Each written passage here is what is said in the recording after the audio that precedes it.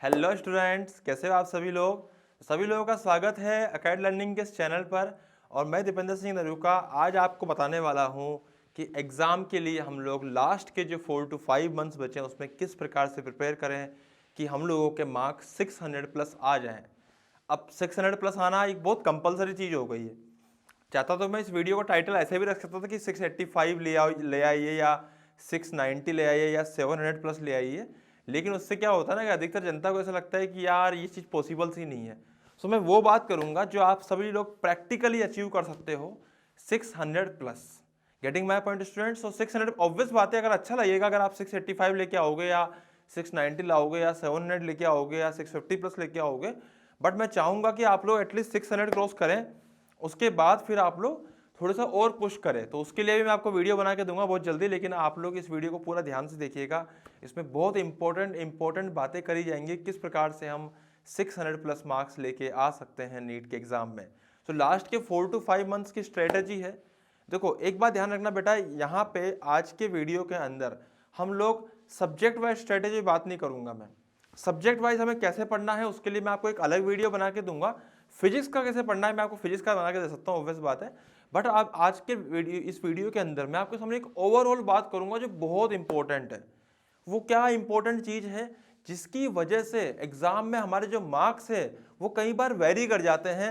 जैसे मान लीजिए कि हमने पढ़ाई तो करी है लेकिन उस लेवल के मार्क्स नहीं आए जिस लेवल की पढ़ाई करी थी, तो कुछ ना कुछ और भी दिक्कतें रही होंगी, ऑब्वियस बात है। तो कुछ ऐसी बातें हैं जो आज हमें डिस्कस करनी चाहिए, उसी के ऊपर हम लोग ये वीडियो लेकर आए हैं आपके सामने। ओके, तो बेसिकली हम लोग 3 पॉइंट्स की ओर बात करेंगे आज। सबसे पहला पॉइंट है वो ये है कि आपकी जो लाइफ है, आपकी जो लाइफ का रूटीन है, उस बात पे भी निर्भर करता है कि आपके एग्जाम में मार्क्स कितने आएंगे। सर ये कैसा पॉइंट हो गया? अरे बहुत इंपॉर्टेंट पॉइंट है बेटा। आपकी लाइफ में, आपकी रोजमर्रा जिंदगी में क्या चल रहा है, आप कैसे जी रहे हो, आप कैसे सो रहे हो, कैसे उठ रहे हो, इस बात पर निर्भर करता है कि आपके एग्जाम में मार्क्स कितने आने वाले हैं। सर ये कैसी बात हो गई? हाँ, मैं आपसे कह रहा हूं कि आप एक काम कीजिए, आप आने वाले 4 to 5 मंथ्स के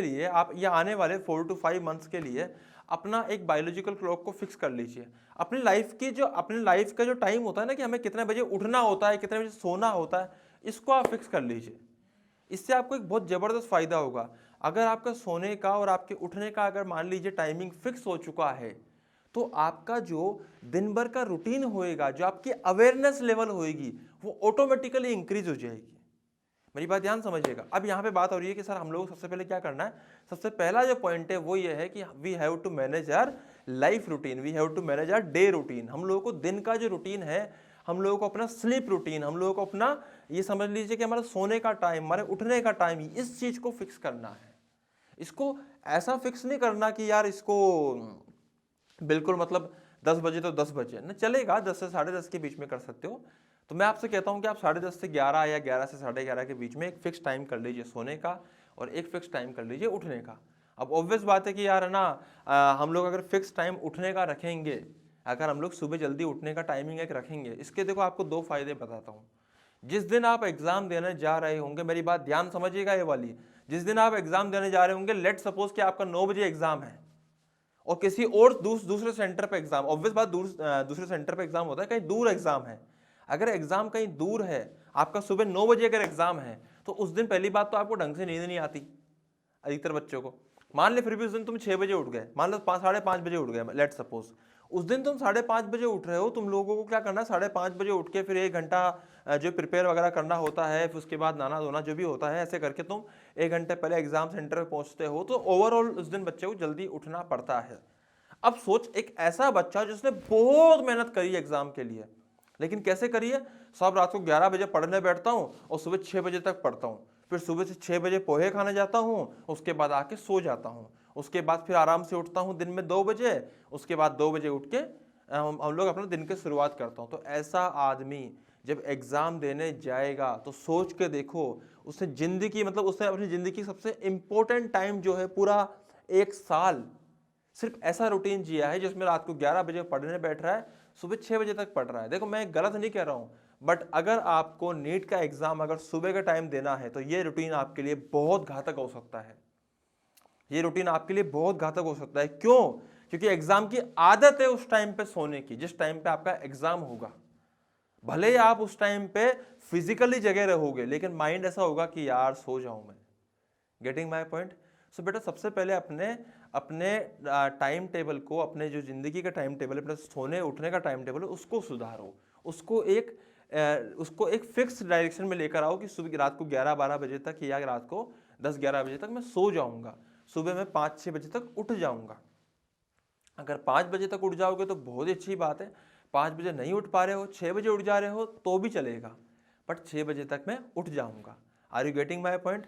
तभी तुम लोगों को ऐसा लगेगा कि हाँ अब मेरा एक टाइम जो है वो फिक्स हो चुका है, अब मेरी लाइफ जो है वो एक रूटीन में आ चुकी है। अब तुम्हारा अवेयरनेस लेवल भी बढ़ेगा, कॉन्सेंट्रेशन भी बढ़ेगा, माइंड की जो वर्किंग कैपेबिलिटी है, एफिशिएंसी जिसको हम बोलेंगे, वो भी बढ़ेगी। ओवरऑल अगर ये चीज़ बढ़ेगी, उसका इफेक्ट तुमको एग्जाम के रिजल्ट में दिखने लगेगा, नोट दिखने लगेगा, दिखेगा। लेकिन आप कितना समझ पा रहे हो चीज़ों को, वो तुमको अभी से ही दिखने लगेगा, कुछ टाइम बाद ही। देखो शुरू में कष्ट होगा, शुरू के ये समझ लीजिए कि कुछ टाइम तक 20-25 दिन तक तुम लोगों को एक अच्छा खासा कष्ट होगा, क्योंकि लगभग सभी लोग बोलते हैं कि यार आदत बनाने में थोड़ा टाइम लगता है। तो शुरू में तुम लोगों को कष्ट होगा, लेकिन धीरे धीरे ये एक अच्छी आदत बन जाएगी टाइम पे उठने की और टाइम पे सोने की। बहुत इंपॉर्टेंट है एग्जाम के लिए, ये बहुत इंपॉर्टेंट, मजाक नहीं कर रहा हूं मैं, ये बहुत इंपॉर्टेंट है। आई मेरी बात? इसलिए मैं आपको इतना एम्फेसाइज करके इस बात को बोल रहा हूं। अब बात करते हैं बेटा हम लोग सेकंड थिंग के ऊपर। सेकंड चीज क्या है जो हमारी स्ट्रेटेजी होनी चाहिए? ये तो हो गया हमारा टाइम टेबल, है ना, लाइफ के टाइमिंग की अगर मैं बात करता हूं तो अब आती है हमारी सेकंड चीज कि हमको प्रैक्टिस कैसे करनी है, हमको पढ़ना कैसे है। देखो एक बात ध्यान रखना, बच्चा क्या करता है ना, जब भी क्वेश्चन करने बैठता है, जब भी मान लीजिए उसको क्वेश्चन करना है, अब वो क्वेश्चन सोल्व करने बैठ गया, तो क्वेश्चन सोल्व करते करते होता क्या कि ये नोटिफिकेशन भेजा। अब आजकल तो पढ़ाई भी फोन पे ही हो रही है, तो बच्चा क्या करता है, फोन लेके बैठा, ऊपर से एक नोटिफिकेशन आया, ले उसमें घुस गया, फिर बहुत देर बाद वहां से बाहर निकल कर आया, फिर पता चला कि बच्चा पता नहीं वहीं से कब वो अनकॉन्शियसली ऐसी चीज में एंटर कर जाएगा, जैसे मान लीजिए रील्स में एंटर कर गया, वो बैठे बैठे कुछ नहीं तो टाइम पास ही कर रहा है, स्क्रॉल करे जा रहा है ना, माइंडलेस स्क्रॉलिंग। तो आपको ध्यान रखना है कि जब भी आप क्वेश्चन करने बैठो, स्पेशली ध्यान रखो वो टाइम आपके क्वेश्चन करने का हो। अगर आप एग्जाम में 3 घंटे तक लगातार क्वेश्चन करने वाले हो तो बेटा इस चीज की प्रैक्टिस आप आज से ही करना चालू कर दो। अगर आप 3 घंटे तक लगातार प्रैक्टिस करने वाले हो तो इस चीज की मतलब क्वेश्चन करने वाले हो, इस चीज की प्रैक्टिस आप आज से ही करना चालू कर दो कि मैं 3 घंटे तक रेगुलर एक टेस्ट डेली का दूंगा, और टेस्ट नहीं तो कम से कम मैं 3 घंटे तक डेली क्वेश्चन प्रैक्टिस करूंगा। उसमें आप अपने बायो के, केमिस्ट्री के, फिजिक्स के तीनों करो, लेकिन करो ऐसे आप लोग एग्जाम को सोलो ऐसे करो जैसे आप एग्जाम में कर रहे थे। ऐसा नहीं होना चाहिए कि डिस्ट्रैक्शन आ रहा है, पता पड़ा बीच में ही देख रहे हैं, क्वेश्चन में गलती हो गई, नहीं समझ में आ रहा, पता चला डाउट नट खोल के वहां पे क्वेश्चन का आंसर देख रहे हैं। ऐसा नहीं कि भैया क्वेश्चन की फोटो खींच के दोस्त को भेज रहे हैं, फोन लगा रहे हैं उसको कि भाई मेरे से तो नहीं हो रहा, बहन मेरे से तो नहीं हो रहा, तू बता तेरे से हो रहा हो तो। ऐसी बातें नहीं करनी, ऐसी हरकतें नहीं करनी। अगर 3 घंटे प्रैक्टिस कर रहे हो तो प्रैक्टिस ही करो। आई मेरी बात? 3 घंटे का प्रैक्टिस कर रहे हो तो सिर्फ प्रैक्टिस करो, उसके बाद तुम क्या करोगे।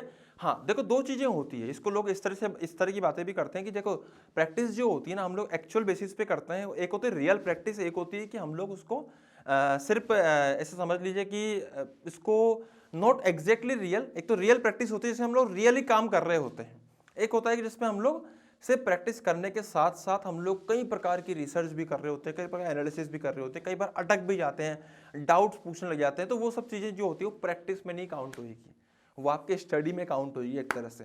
बट आपकी जो रियल प्रैक्टिस, आपकी जो प्रैक्टिस रियल में किस में काउंट होगी, जिसके अंदर आप 3 घंटे बैठ के प्रॉपर तरीके से प्रैक्टिस कर रहे हो, वो ही एक ऐसी चीज़ होगी जो आपके ये समझ लीजिए कॉन्फिडेंस को बिल्ड करेगी। आपके एग्जाम के टाइम में आपको 3 घंटा बिठाने के लिए जो होता है ना कि आदमी के अंदर एक आदत होनी चाहिए कि वो 3 घंटा बैठ के पढ़ सके। उस आदमी ने जिंदगी में कभी 3 घंटे बैठ के नहीं पढ़ा, वो 3 घंटे बैठ के एग्जाम देने वाला है। अरे कैसे होगा एग्जाम क्लियर यार? मेरी बात समझ में आ रही है? कैसे होगा एग्जाम क्लियर है?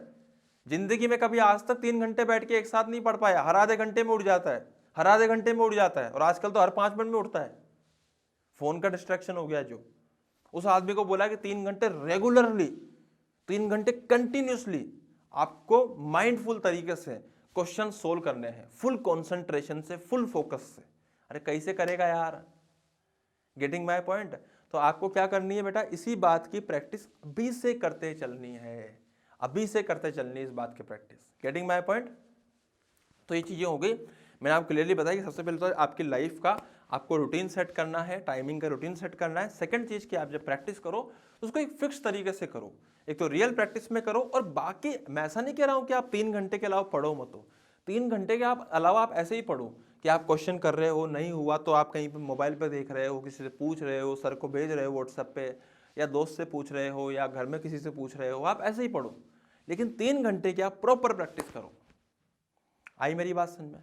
अब मैं आपको एक बहुत इंपॉर्टेंट चीज़ बताता हूँ बेटा। ये वीडियो अगर आप देखने आए हो, पहली बात तो इस वीडियो को दोबारा से देखो और पॉइंट लिखते चलो। मैं आपको एक पॉइंट और बताता हूँ बहुत इंपॉर्टेंट।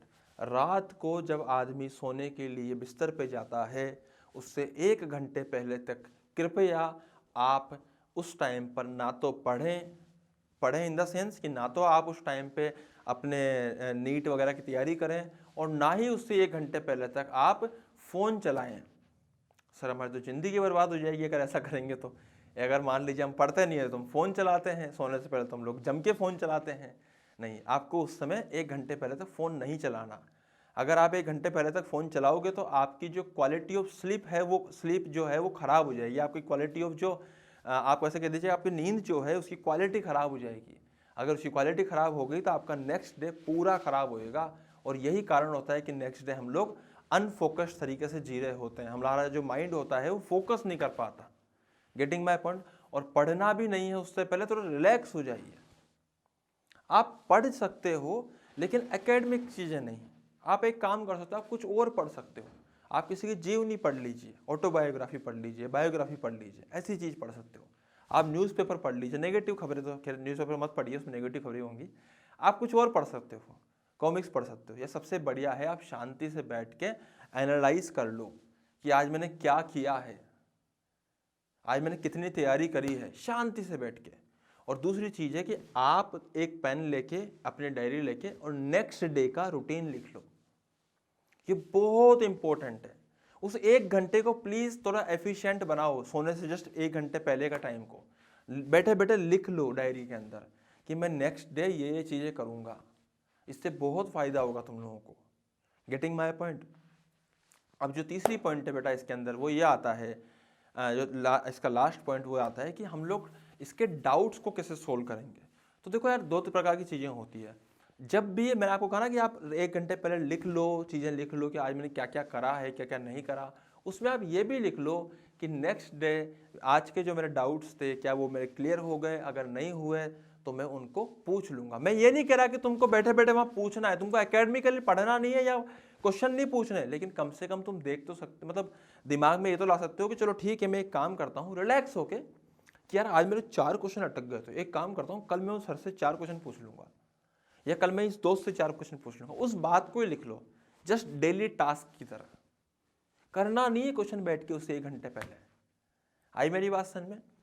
और जब भी डाउट की बात आती है ना, जब भी डाउट की बात आती है तो डाउट्स आप जब भी आप एक्चुअल प्रैक्टिस कर रहे हो, जब भी आप रियल प्रैक्टिस कर रहे हो 3 घंटे की, उस टाइम को छोड़ के बचे हुए टाइम में आप डाउट कभी भी पूछ लो, लेकिन उस टाइम पे मत पूछो। उस टाइम पे अगर आपको डाउट आता है तो प्लीज़ उसको गोला मार्क कर लो या फिर उसको टिक मार्क कर लो, और बाद में उसकी लिस्ट बना के आप उस डाउट्स को क्लियर कर लो, लेकिन डाउट्स को क्लियर करते चलो। Getting my point? सो बेटा ये मैंने आज का वीडियो जो बनाया है आपके सिंपली सी यहाँ पे बातें बोली हैं। और भी अच्छे अच्छे वीडियो बनाएंगे हम, फिजिक्स कैसे पढ़नी होती है या फिजिक्स के अंदर हम लोग प्रैक्टिस क्वेश्चंस कैसे करेंगे, बहुत जल्दी मैं अच्छे अच्छे वीडियो के साथ आने वाला हूँ आपके सामने। लेकिन आज के इस वीडियो को हम लोग यहीं ख़त्म करते हैं। तो प्लीज़ पूरे वीडियो को दोबारा देखिएगा, एक एक पॉइंट लिखिएगा और इन चीज़ों पर अमल कीजिएगा अपने लाइफ के अंदर। तो मैं उम्मीद करता हूँ कि आपको 600 इवन 650 इसके ऊपर मार्क्स जरूर मिल जाएंगे। Thank you.